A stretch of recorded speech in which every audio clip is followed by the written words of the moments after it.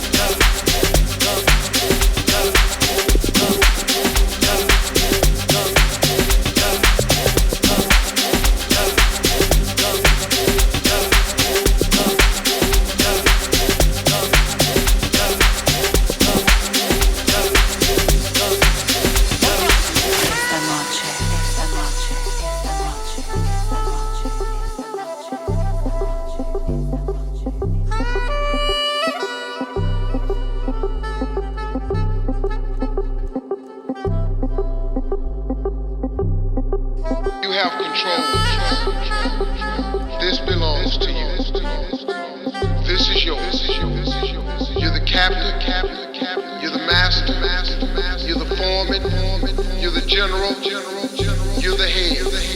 Don't give control of this to nobody, especially the devil.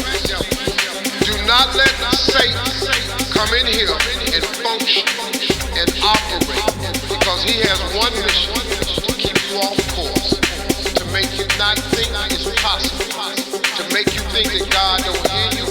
His job is only to destroy you, to make sure that you don't become what God intended for you to become. That's the mission of the devil.